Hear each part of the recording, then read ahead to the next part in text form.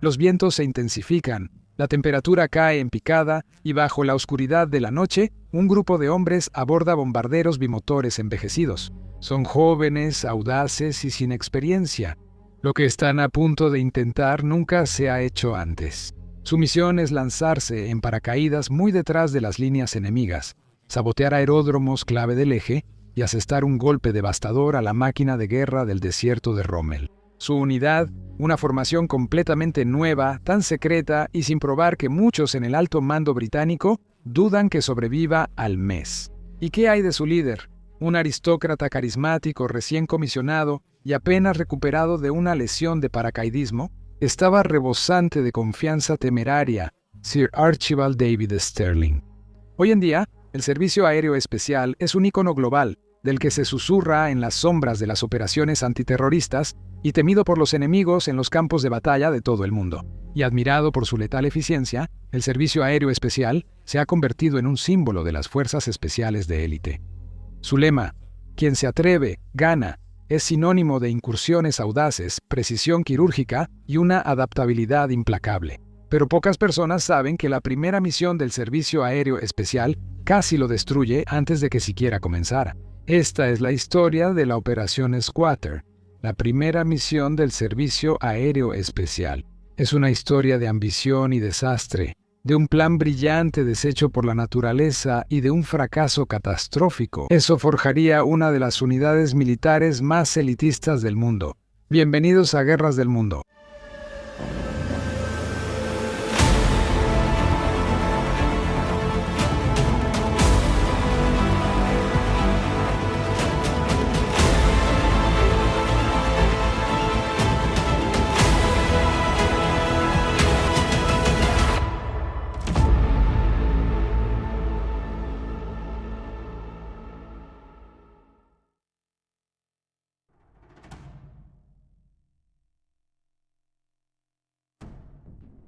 En la brutal guerra del desierto del norte de África, en 1941, el ejército británico enfrentaba dificultades ante el experimentado cuerpo africano de Rommel y sus aliados italianos. El octavo ejército británico luchaba por mantener la línea. A lo largo de Libia y Egipto, las tácticas convencionales que dependían de grandes movimientos de tropas y asaltos blindados estaban resultando costosas y, a menudo, ineficaces en el vasto y abierto desierto.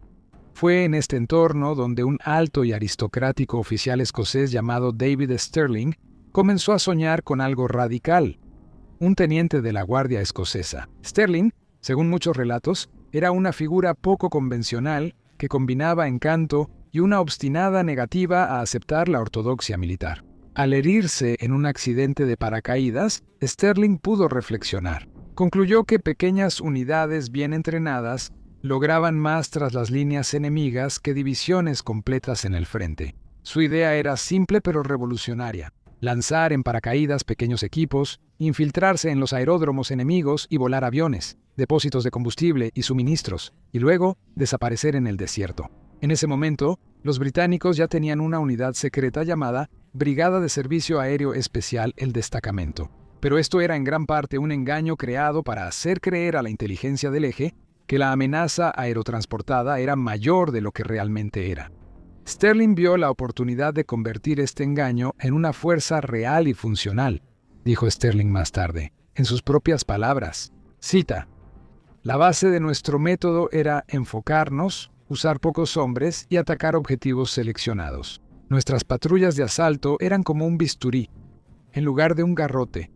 Fin de la cita. Para hacer realidad su visión, Stirling se saltó todos los canales habituales. Famosamente, entró directamente al cuartel general de Medio Oriente en el Cairo, literalmente escabulléndose entre los guardias para presentar su plan directamente al general Claude Auchinleck, el comandante en jefe. Contra todo pronóstico, Auchinleck estuvo de acuerdo y le dio permiso a Stirling para reclutar y entrenar una fuerza de voluntarios. Estos voluntarios provenían de todos los rincones de las fuerzas británicas y de la Commonwealth.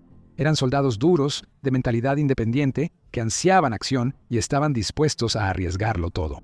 Fueron entrenados en paracaidismo, explosivos, supervivencia en el desierto y sabotaje, llevados al límite para forjar una banda de élite. El historiador Ben Macintyre en su libro Héroes Rebeldes del Servicio Aéreo Especial, describe la formación del Servicio Aéreo Especial como, cito, una unidad nacida de la rebelión, creada por inadaptados, tomadores de riesgos y hombres que no tenían paciencia para la rutina militar. Su ética era la simplicidad, la velocidad y la sorpresa. Fin de la cita. Enfrentaron enormes desafíos. El desierto era implacable, los suministros escasos y su equipo a menudo improvisado. Sin embargo, la visión de Sterling les dio a los hombres un sentido de propósito, una oportunidad de contraatacar en un escenario donde los británicos a menudo habían estado a la defensiva. Para finales de 1941, el destacamento EL estaba listo, esta vez de verdad. Su primera prueba sería la Operación Squatter, una misión que llevaría a estos nuevos asaltantes del desierto al límite.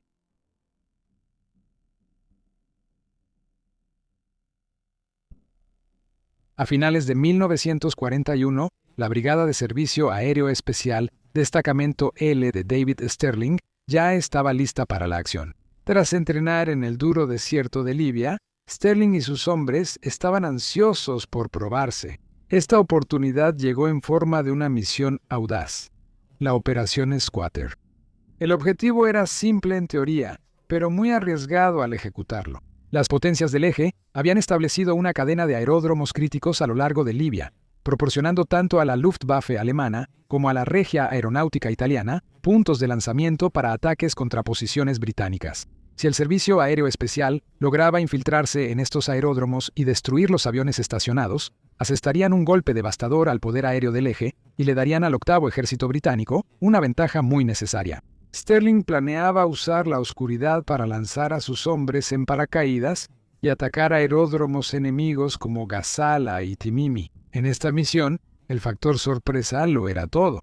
Después de las incursiones, los hombres se reunirían con el Grupo del Desierto de Largo Alcance, o Grupo del Desierto de Largo Alcance, una unidad de reconocimiento de élite con experiencia en la navegación por el desierto, quienes los extraerían y devolverían sanos a las líneas británicas. Era un plan ambicioso y de alto riesgo diseñado para mostrar las capacidades del Servicio Aéreo Especial, pero incluso en esta etapa temprana ya había señales preocupantes. Ben McIntyre señala nuevamente en su libro, cito, la operación se organizó apresuradamente, dependía de un concepto nuevo y no probado, utilizando hombres que eran valientes pero en gran parte inexpertos en el campo. Fin de la cita. Sterling creía que la inserción en paracaídas era la mejor forma de esquivar las defensas del eje, aunque su equipo tenía poca experiencia en saltos, y el desierto era una zona de salto implacable, con un clima siempre incierto. En un relato posterior, un veterano del Servicio Aéreo Especial describió su estado de ánimo antes de la misión como, cito, éramos jóvenes, arrogantes y pensábamos que éramos invencibles. No había pensamiento de fracaso, solo emoción. Fin de la cita. La preparación se centró en el sigilo y la demolición. Los hombres estaban equipados con bombas Lewis, explosivos especialmente diseñados por el teniente Jock Lewis, el segundo al mando de Sterling y cofundador del Servicio Aéreo Especial. Estas cargas compactas y altamente efectivas podían destruir aeronaves sin hacer demasiado ruido. Esto era fundamental para evitar una detección temprana. El plan dependía de coordenadas precisas. Los pilotos del Escuadrón 216 de la Real Fuerza Aérea llevarían a los hombres del Servicio Aéreo Especial a las zonas de lanzamiento, y el Grupo del Desierto de Largo Alcance estaría en posición para guiar de regreso a cualquier sobreviviente. Sin embargo, el tiempo era limitado y la operación se apresuró. Hubo poco tiempo para un reconocimiento exhaustivo o ensayos. El liderazgo de Sterling se caracterizaba por la audacia, pero también por cierta imprudencia, como él mismo recordaría después. Cita: si esperabas condiciones perfectas, esperarías para siempre. Es mejor aprovechar el momento. Fin de la cita.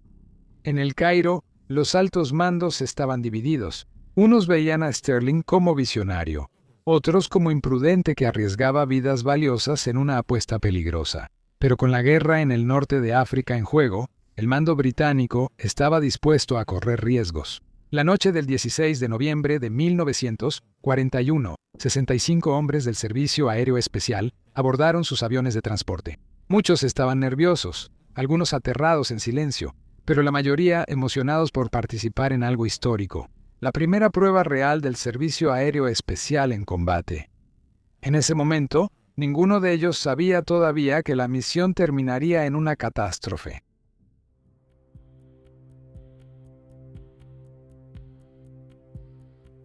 En la noche del 16 de noviembre de 1941, los hombres del destacamento El Servicio Aéreo Especial, 65 voluntarios seleccionados a mano, se reunieron en la pista de aterrizaje en el desierto de Libia. La noche en el desierto era fría y el viento empezaba a levantarse. El ambiente entre los hombres era una mezcla de anticipación tensa y emoción nerviosa. Su misión, la Operación Squatter, marcaría la primera misión de combate de los Servicio Aéreo Especial, lanzándose en paracaídas tras las líneas enemigas para destruir aeronaves del Eje en los aeródromos de Gazala y Timini. Cada hombre llevaba explosivos, armas y equipo básico. Serían transportados por el Escuadrón NOS 216 del Real Fuerza Aérea en viejos bombarderos Whitley de 2 motores. Luego, saltarían en paracaídas en las zonas de lanzamiento designadas. Bajo la cobertura de la oscuridad, el clima ya comenzaba a cambiar, y algunos oficiales se preocupaban en silencio por el empeoramiento de las condiciones. Pero Sterling, siempre optimista, estaba decidido a seguir adelante. El historiador Ben McIntyre escribe, cito, «La genialidad de Sterling era su audacia, pero esa misma audacia a veces lo cegaba ante el riesgo». Fin de la cita. La aeronave despegó cargada de hombres, explosivos y equipo, pero cuando se acercaban a las zonas de salto, ocurrió un desastre. En Egipto lo llamarían un campsite violento. Una tormenta de arena del desierto que barrió la región, con vientos aulladores que alcanzaban velocidades de temporal, la visibilidad cayó casi a cero. Las aeronaves fueron sacudidas violentamente por la turbulencia, y el lanzamiento de paracaidistas cuidadosamente planeado se convirtió en un caos. Los hombres quedaron dispersos a menudo a kilómetros de sus lugares previstos de aterrizaje. Algunos cayeron sobre rocas o arbustos puntiagudos, lastimándose al impactar. Algunos perdieron su equipo o no recuperaron los contenedores con explosivos. En un relato, un veterano del Servicio Aéreo Especial dijo, «Caímos con fuerza, el viento nos azotaba por todos lados. Apenas podías ver tu mano frente a tu cara». Los hombres gritaban en la oscuridad tratando de reunir el equipo disperso. Fin de la cita. La tormenta no solo dispersó a los hombres, también destruyó el elemento sorpresa. Las patrullas del Eje, avisadas por las aeronaves, empezaron a registrar la zona. Muchos de los equipos del Servicio Aéreo Especial, separados y desorientados, ni siquiera llegaron a sus objetivos. Pero a pesar de este comienzo catastrófico, un puñado de asaltantes logró seguir adelante. Un pequeño grupo, dirigido por el teniente Jock Lewis, cofundador del Servicio Aéreo Especial, llegó a un aeródromo y logró colocar explosivos en una fila de aviones italianos. En general, los resultados fueron mínimos. Solo se destruyeron pocos aviones y el costo fue enorme. De los 65 hombres que partieron, solo 21 regresaron con vida. Algunos murieron al instante en aterrizajes o enfrentamientos con patrullas del Eje, mientras que otros fueron capturados y hechos prisioneros de guerra. El propio Sterling apenas logró escapar gracias a la oportuna llegada del grupo de largo alcance del desierto, cuyos jeeps desafiaron la tormenta para rescatar a tantos sobrevivientes como pudieron. Ben McIntyre describe las consecuencias, cito, «Fue una masacre, un fracaso casi total. La primera operación del Servicio Aéreo Especial, en lugar de ser una demostración triunfal del poder de las fuerzas especiales, se había convertido en un desastre». Fin de la cita. Cuando los sobrevivientes regresaron cojeando a las líneas británicas, el ambiente era sombrío. No lograron golpear al poder aéreo del Eje y perdieron más de la mitad de su fuerza. Y el concepto de incursiones en el desierto por pequeñas unidades parecía, para muchos en el alto mando, profundamente cuestionable. Pero Stirling no se dejó desanimar. Rápidamente reconoció la falla fatal de la operación. La dependencia de los lanzamientos en paracaídas. La tormenta había expuesto cuán vulnerable e inflexible podía ser la inserción aérea en el entorno del desierto, reflexionó Stirling más tarde. Cita, «Aprendimos que el desierto de noche no era para un paracaídas. La tierra misma fue nuestro enemigo». Fin de la cita. El Servicio Aéreo Especial entonces cambiaría drásticamente sus tácticas. Stirling abandonó por completo el uso de paracaídas y en su lugar formó una nueva alianza con el Grupo del Desierto de Largo Alcance, utilizando jeeps y camiones para llevar a los asaltantes a sus objetivos. Con estos vehículos se movían rápido, Atacaban con precisión y desaparecían en el desierto antes de que el enemigo reaccionara. En términos estrictamente militares, la Operación Squatter fue un desastre. No logró alcanzar sus objetivos y costó la vida de muchos hombres valientes. Pero también se convirtió en un crisol, una prueba de fuego que refinó los métodos del Servicio Aéreo Especial y solidificó su identidad, como señaló el historiador Sir Michael Howard. Cita: "No es el éxito, sino la adaptación después del fracaso lo que define la grandeza de una unidad.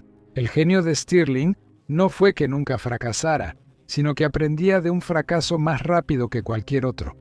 Fin de la cita. Los sobrevivientes de la Operación Squatter formaron el núcleo de una de las unidades de fuerzas especiales más formidables del mundo. Sus reveses se transformaron en lecciones duramente aprendidas, lecciones que impulsarían una serie de legendarias incursiones del Servicio Aéreo Especial en los meses y años venideros. Y así, de las arenas del fracaso, el Servicio Aéreo Especial renació, no como una unidad aerotransportada, sino como una fuerza de ataque móvil que reescribiría las reglas de las operaciones especiales para siempre.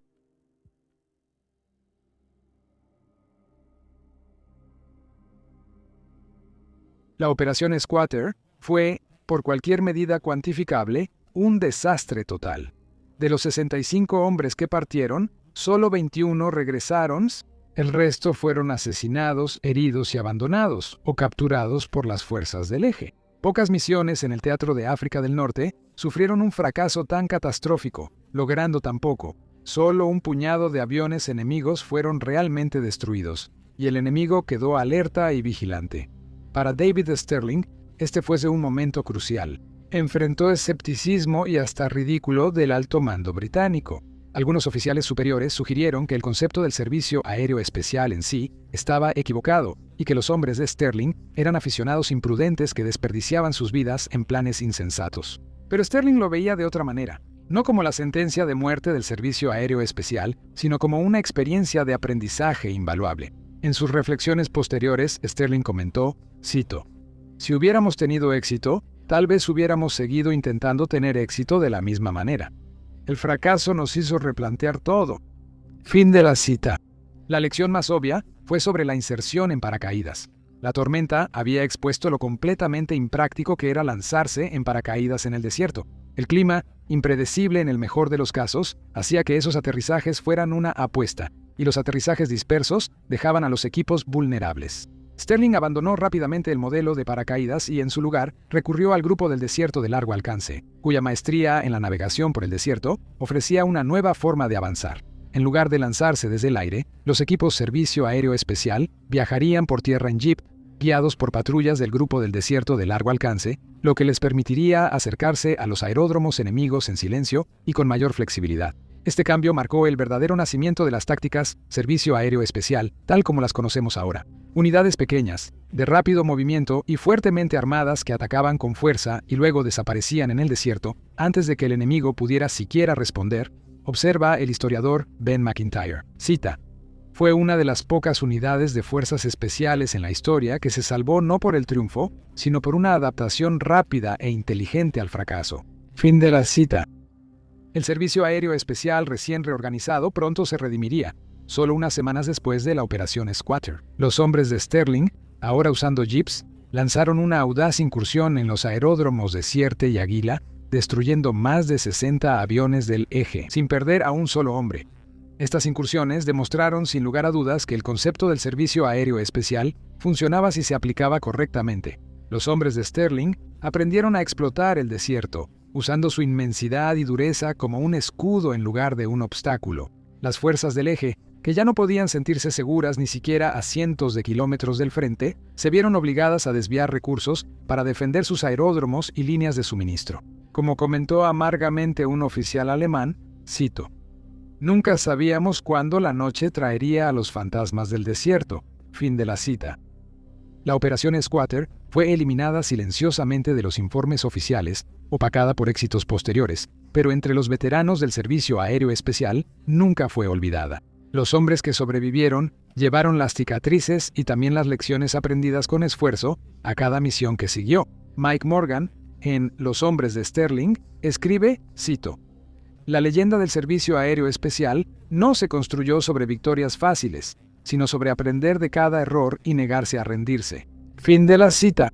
En la historia más amplia de las fuerzas especiales, la Operación Squatter es un recordatorio poderoso de que el estatus de élite no nace de la perfección, sino de la resiliencia. La reputación del Servicio Aéreo Especial como una de las fuerzas más formidables surgió no por un éxito, sino por un fracaso, y con líderes y hombres dispuestos a reconstruir, reinventar y contraatacar con más fuerza que nunca.